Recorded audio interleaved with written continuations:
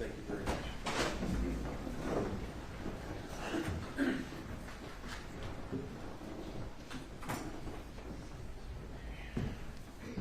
For both sides ready to proceed on the record? State's ready. Against ready. All right, let's go ahead and proceed on the record, please. It's my understanding in the respective cause numbers 179-134, 181-4966,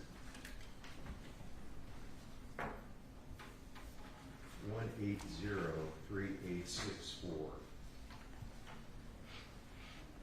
180-3865, 169-281, and 169-3638, 168-7776, and 169-4284, 169-4286, and 87, all style of the state of Texas versus Matthew Purdy Jr. And it's Kenneth is the middle name. State defense have been presented the papers, and this is the joint agreement on the part of all the parties, is that correct? That's correct, Your Honor. And it is my understanding that you reviewed these documents, counsel, with your client, is that correct? Yes, Judge. All right. Now, after you reviewed these documents and had your client sign them, in your opinion, is he competent? Yes, Your Honor. Is there any reason why legally we should not proceed forward with the plea bargains? No, Judge. All right. And state, is this consistent with your legal advice that you proceed with these pleas? It is, Your Honor. And have you discussed these matters with the respective victims? I have.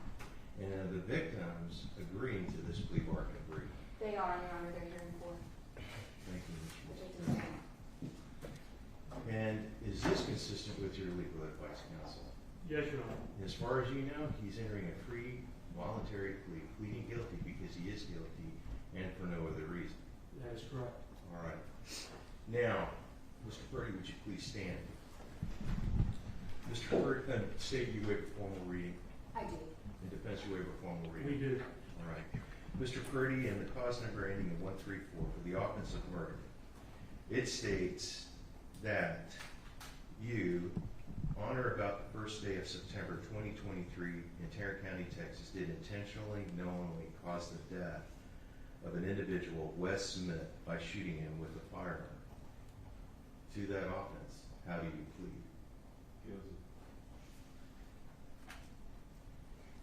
It states in cause number ending in 966 that you, on the 27th day of August 2023 in Tarrant County, did intentionally and knowingly, while in the course of committing theft of property with intent to obtain or maintain control of the property, that you threatened or placed DeAndre Whitley in fear of imminent bodily injury or death, and used or exhibited a deadly weapon, namely a firearm.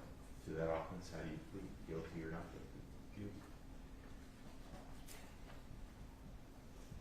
To the offense ending in 864, charging you with aggravated assault, you have agreed to serve a 20-year sentence. Is that correct? Is that a yes? Yes, sir. Okay. Now, previously I didn't ask you, but in the cause numbers involving the murder, you've agreed to serve a 60-year sentence. Is that correct?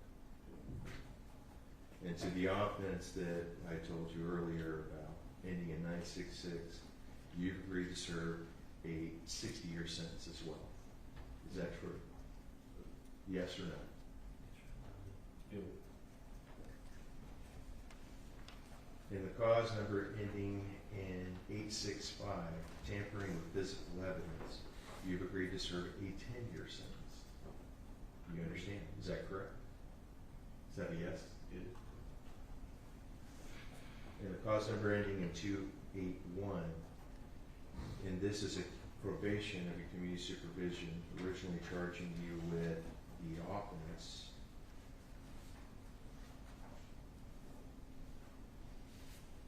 robbery causing bodily injury. You've agreed to serve a 20-year sentence. Is that correct? Yes.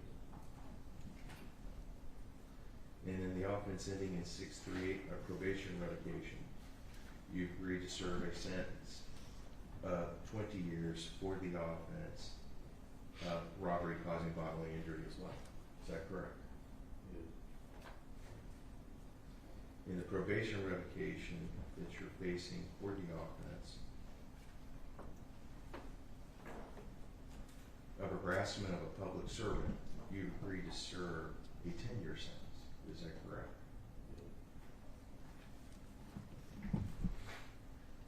For the probation revocation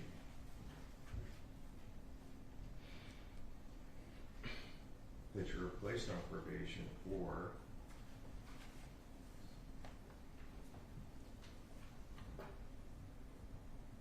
credit card abuse, you agree to serve a 2-year state jail sentence. Is that correct? Yes. The next probation revocation, credit card abuse, and that's in clause number 286, ending in 286, you agree to serve a 2-year sentence as well. Is that correct? Yes. And then finally, the last probation revocation case for the offense of credit card abuse, you agree to serve a 2-year state jail sentence. Is that correct? Yes. Do you have any questions about your legal rights to a jury trial, to face your accuser, force the state to prove your case beyond a reasonable doubt? You understand that by pleading guilty, you're waiving that right freely and voluntarily. Yes. You also understand that there will be no right of appeal in this case. Do you understand? Yes. In the revocation cases, you have the right to have a hearing before the court and me determine whether or not you violate those probation violations. And you would have an appeal right, but you're waiving those rights as well. Do you understand? Yes. Now, the court intends to receive and accept those pleas. Do you understand? Yes. And I intend to follow the plea bargain agreement, if that is your desire. Is that your desire to go forward with these pleas? Yes. All right. State, is there anything else that you require in terms of any admonishments or anything else that I should consider? No, not from the state.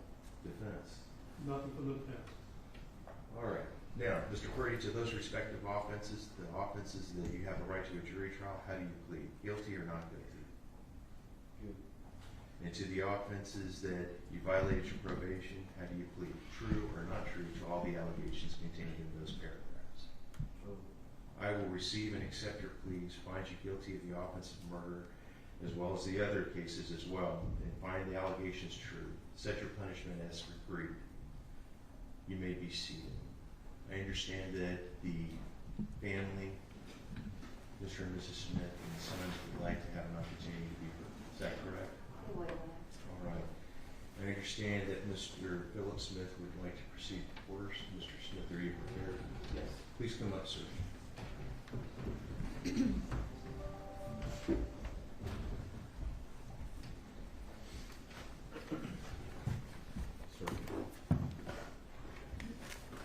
Sir, would you please pull the microphone closer to you so that we can all hear you clearly? Yes, thank you. very Thank you much. for the opportunity to speak. Yes, sir.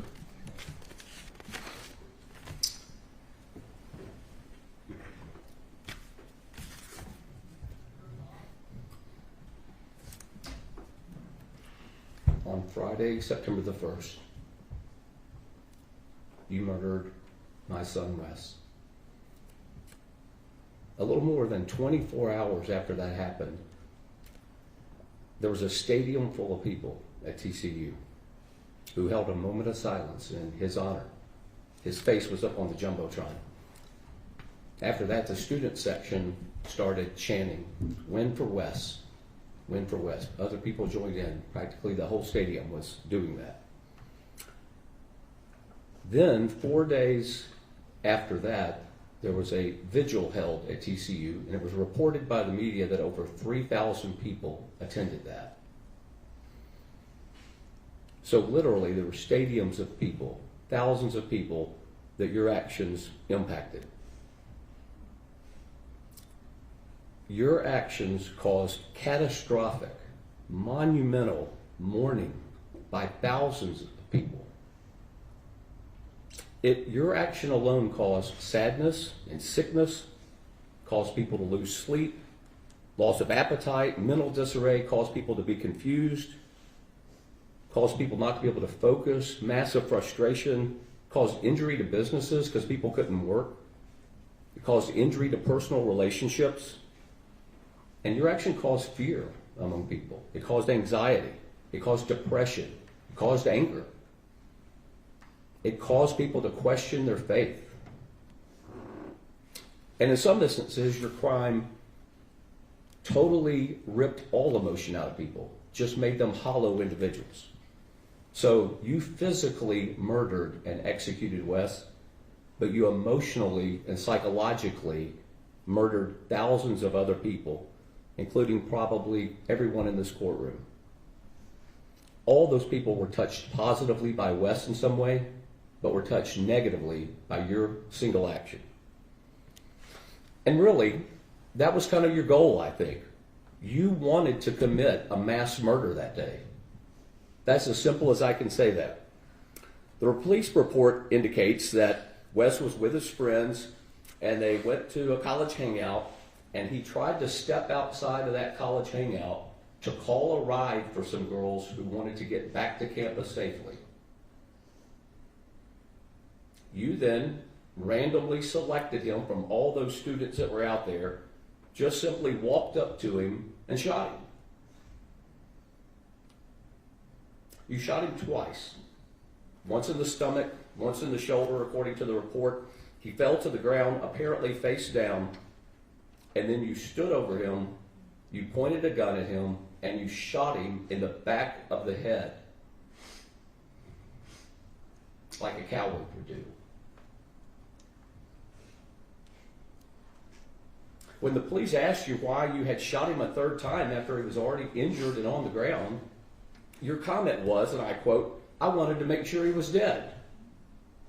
So you clearly were trying to kill him with the first two shots. So you randomly shot a guy that you'd never met before. You'd had no previous contact with him, just for the sport of killing him. But that wasn't even enough for you. You weren't finished then. You chased down two young women. You pistol whipped one of them, again attacking her from behind like a coward. And when the police asked you why you did that, your response was, "Oh, I ran out of bullets." They asked you, "Well, were you going to hurt other people?" You're like, yeah, I was going to shoot lots of people. So clearly, your intent was to hurt as many people as possible. It was your intent to commit a mass murder that day. Candidly, we're all fortunate that you did not hurt more people. I believe my son Wes died as a hero that day. He was trying to help two women, doing what I had encouraged him to do, take care of people. Particularly as a man, take care of young women. And in doing that, you executed him. And then you went and shot him a third time, likely resulting in his immediate death at that point. So I believe that he died a hero for taking that bullet so someone else didn't have to as well. I'm actually glad that you had run out of bullets so that you couldn't hurt other people. And the whole reason that you did all of that, in my opinion, is because you have a dark and ugly soul, if you have any soul at all. But really, well, equally important for all of us is how random it was. You never in your life had laid eyes on Wes. You had never met any of those people there before. You had never met the young woman that you struck with the gun. Your acts are so random that no one is safe in your presence. You're a threat to everyone in this courtroom. You're a threat to everyone in this city. And as a result of that randomness, no one is safe in your presence. And really, that's why you deserve life in prison, and I believe that's what will happen. You'll spend the rest of your life in prison. So, you executed a young man who was trying to be a good Samaritan in a random and brutal attack. You chased down an innocent woman and attempted to murder her. You made a bold statement that you wanted to shoot multiple people. You have a clear history of creating fear and terror among those people that you come into contact with. You committed 9 other felonies leading up to Wes's murder. And in every single one of those cases, to the best of my knowledge, they were all random, unprovoked. No one did anything to you to cause that. I'm not certain why in the state of Texas all of that put together is not grounds for the death penalty, but in my opinion, that's what you deserve is the death penalty. Wes, I wish you had known him.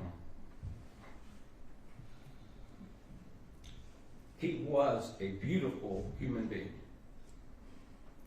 He had a great laugh. He had an infectious smile. He had a quick wit. He was a true leader of people.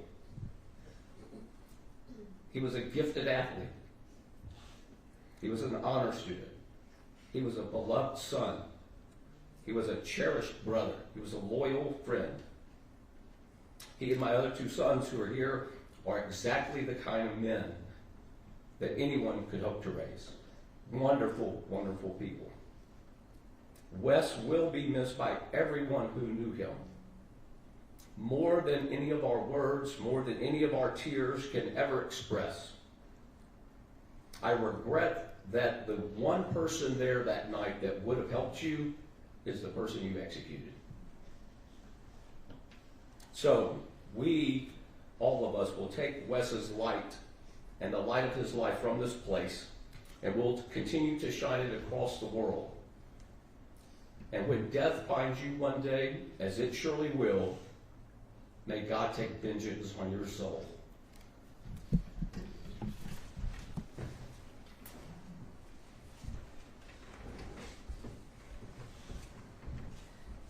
The next person to speak is Mr. Dawson Smith, his brother. Please come forward.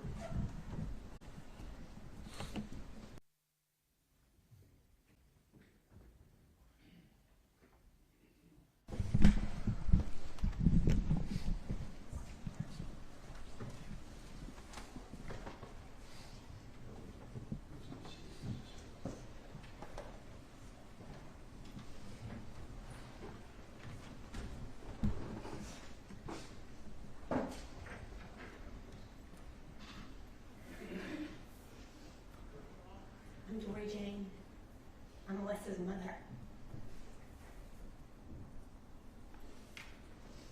In the course of my life, I've written many papers, lesson plans, journals, and letters.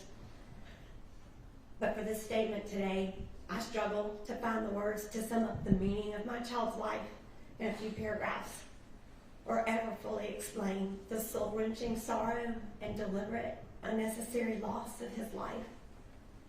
So I think about Wes, and I keep my thoughts on Wes and God's promises. And you, honestly, I try not to think about, and I leave you with God for his will to be done. The other day, a sweet friend of Wes's and mine stopped by as I grappled with what to say. I asked her to describe Wes in a handful of words, and she said diligent, compassionate, intentional, constant pursuit of Christ, kind-hearted, and loving. After Wes's death, as his friends agonized and struggled with his loss, their feelings came out as they posted what Wes meant to them. I think their thoughts and words echoed this description and more. The common thread was that he had a way of listening and interacting that made people feel valued, heard, understood, deeply cherished, and loved. He truly loved his family and friends more than anything, and he drew energy from them and from being with them, whether it was one-on-one or a group. That connection was of great value to him. Along with his heart for Jesus, he lived life fully with boundless energy, so much energy, taking it all in, not missing an adventure, and bringing all of us along for the ride. Wes went skydiving. Wes could out-eat just about anyone. He loved nothing better than someone getting the best of him with a joke. Working out was a must, and even better with a friend. He would always pick, He would always pick the scary movie. He loved to dance, And even better, he had a partner to swing dance. He was a competitor to his core in a way that encouraged and brought out the best in everyone. He thought being a mentor was so important, along with putting others before yourself and serving others however needed. He wasn't perfect, but he was striving for growth, building a foundation, and leaving warmth and laughter in his wake. I also think about Wes's favorite verse, Psalm 18:2. I love you, Lord, my strength. The Lord is my rock, my fortress, my deliverer. My God is my rock in whom I take refuge, my shield, and the horn of my salvation, my stronghold. And when you keep reading Psalm 18, there's a great description, and I know that God came rushing in to catch and hold Wes when I couldn't, when he fell. And he pushed back the darkness. Wes loved a good story. The funnier or scarier, the better. His cousin and various family members told him many through the years. So today I tell a story titled A Tale of Two 21-Year-Olds. There were two young men, both present at the same moment in time on that late summer night of August, moving into September 1st, 2023. Both young, both men were 21, and yet so vastly different in purpose, spirit, and trajectory. On that night, Wes was doing two of the things he loved the most, football and mentoring young athletes. It's a gift to all of us to know that his last evening was spent helping coach a group of middle school students he cared for deeply. Thankfully, a friend's daughter was there to capture some photos, images we now hold close because they show Wes exactly as he was, present, passionate, giving. Later, Wes headed out to meet up with friends. Wes was helping some young women find safe rides home. He was standing just a few feet away from the crowd near the steps outside the building, making sure he could hear as he arranged a ride for his friends.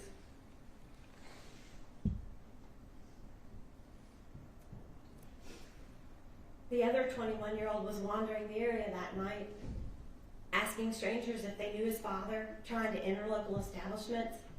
Eventually, his path crossed with Wes's. You didn't know Wes. You'd never met him. But in that moment, you made a devastating, senseless, evil choice. You decided that you mattered more than he did. And you took Wes's earthly life. And now Wes's absence is not just a personal loss, but a communal wound. But here's what I need you to understand. What heartache keeps echoing in all of us who love Wes, this story could have had a different ending. Because Wes had a heart to help. If you had just spoken to him, if you had reached out instead of lashing out, I promise you, with anybody, Wes would have met you with compassion. He would have listened. He would have treated you like you mattered. Because to Wes, every person did matter. That's how he lived. Wes probably would have offered to go buy you some food. He probably would have helped you find a ride if you needed it. He would have even walked with you somewhere till maybe you felt safe. But that chance was stolen by your violence, and you silenced the very person who probably would have helped. And that's the tragedy we carry, not only the loss of Wes, but the loss of the good he still had yet to give. But this tale of two 21-year-olds does have an ending, not the one Wes's family hoped for or desired or imagined. Wes should have graduated from TCU last month. Wes should be starting his life as a young adult, finding ways to be involved in his community, being with his friends, being in his friends and his brother's weddings one day, having children of his own. We miss Wes to the depths of our souls every day. We miss who we are as a family and friends without Wes, because he's no longer here to bring his spirit, his laughter, and his unique light. Wes had a way of drawing out the best in each of us in only ways he could. So without him, something essential was missing. And our family of 5 has a big, big hole. However, we turn to our faith, trusting in God's promises and knowing that all things work together for good for those who are called according to God's purpose. In Genesis, Joseph tells his brothers, "You intended to harm me, but God intended it for good to accomplish what is now being done, saving of many lives." We are not dismayed, and we hold firmly to hope and love because God is making the ending of this tale a new beginning for Wes. Wes is experiencing the wonders of heaven, and God is using this story for goodness and glory for him. And for you, your story is still here on earth. You're still here. And you yourself have a chance to give your story a different ending. Despite the evil acts by your own hands, you too can know God and his promises. And he is here to offer you a way out of darkness and to find goodness and light. I pray you can find a different ending by accepting God's love, God's love you, and knowing God's goodness. Wes is, and I use the word is, because Wes is alive in God's heavenly home and in our hearts. He robbed us of having him here on earth with us, but you can never, ever take him away from us. Wes's best parts will live on in the hearts and lives of all of us. He leaves an irreplaceable void in our lives, but his spirit will forever reside in the memories and hearts of those who loved him and do love him. Wes is with us and is alive with us in every thought of him, every story shared and remembered, every utterance of his name, every laugh when we think of him, every dance when we imagine him with us, every workout we get to experience, and simply in every breath we take as we move through this life with his spirit inside us. We go forth from here and we'll have to hold sorrow and joy always without him. This tale of two 21-year-olds, we already know the ending that truly matters. It's a story where goodness and love, hope and promise, joy and laughter prevail. Because that's exactly what Wes wants for each of us. Wes is not ending, and one day we're going to join Wes in his new beginning. Live like Wes.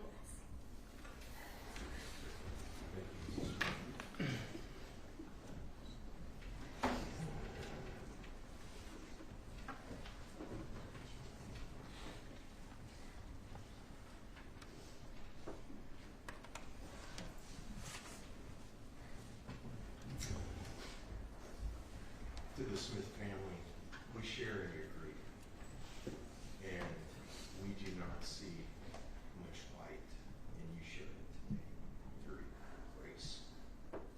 Thank you. Now we'll go back on the record. Mr. Plea, and to the defense, are there any legal reasons why Mr. Plea should not be remanded to the custody of the sheriff? No, Your Honor. It is now the order of the court that you begin serving your sentences required by law. It is the order of the court that you are remanded